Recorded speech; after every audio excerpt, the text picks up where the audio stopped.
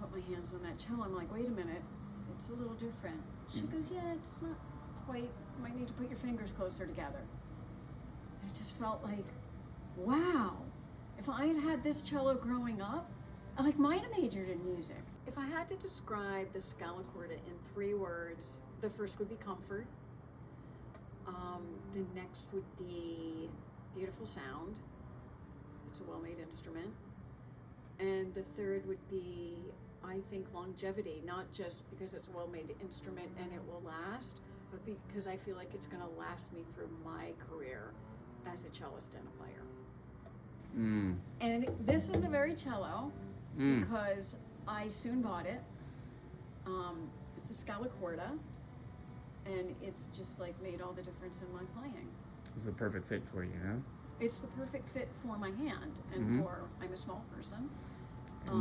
I have a relatively narrow hand, so it's not just do you have an overall small fingers and small hand, but do you have a narrow hand? And I have a very narrow hand. And so it just makes all the difference. Okay, so in the instrument world, new isn't good. And everything else it is, and cars and things like that. But not instruments. You want an old instrument that has had sound reverberating through it, and it's gotten richer and deeper and darker over time.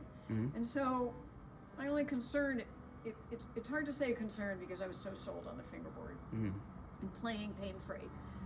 But it was a brand new cello, and I was like a little concerned about that. And then I had the opportunity to meet Stephanie Voss a couple of years ago. And I asked her, how do you season a cello? How can you get it along to give it a deeper, richer sound? She was not a woman who went on with a lot of words. She said, play it, play a lot. And so I play a lot. And I think the strings can help too. My teacher and I are talking about having me go to gut strings, at least on the A, to maybe get a little richer. My A is very bright, a little bit brighter than I want at times, and so we've talked about that. So your strings can do a lot for you. And I think aside from that, it's just time. I feel like the Scala Corta buyers of the future, once Scala Cortas have been out there, and there's a lot of them in the market, and they've been out there for 50 years, they're going to have some wonderful instruments to pick from that have seasoned really well. So other than not being played in, there was nothing really that you were hesitant about? I had no concerns. Of course I knew. You knew the sound right away.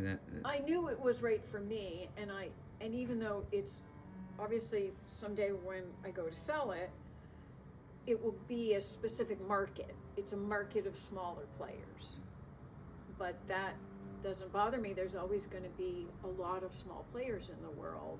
A lot of, I think it's mostly women. I'm sure there are men with small hands too.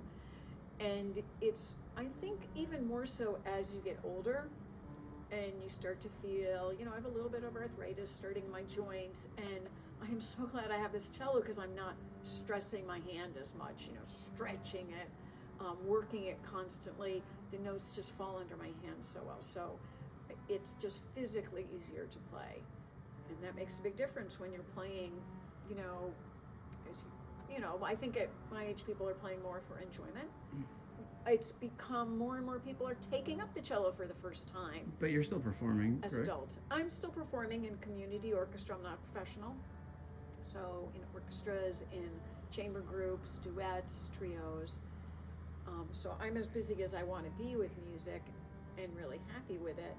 And it's because the cello has enabled me to. I don't think I'd be playing the way I am now if I had kept my full size. Wolf notes, so Scala Corta is no different. I had a very pronounced one, and there's, thank goodness, a lot of different wolf note eliminators now. There are some that actually get put in with magnets on the inside of the cello and the outside. You have a little button right here. I prefer the old-fashioned kind, and what I found is it's also worth it to play around with different kinds of strings because they're all newer cellos. They have very bright sounds.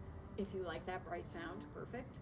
I wanted a deeper sound, and a little bit of a darker sound. So I have continued to try out different strings on my cello, and I found that the current strings have reduced my my wolf tones.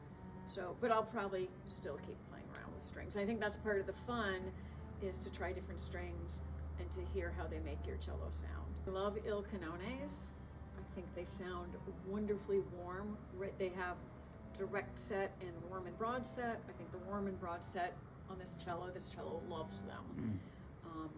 I now have rondos on the top two and spiracores on the bottom. Spiracores are like the workhorses. I feel like that's very common on the bottom set, and I think they sound beautiful. And probably the top strings are cheaper, so it's easier to play around with your A string and try different things.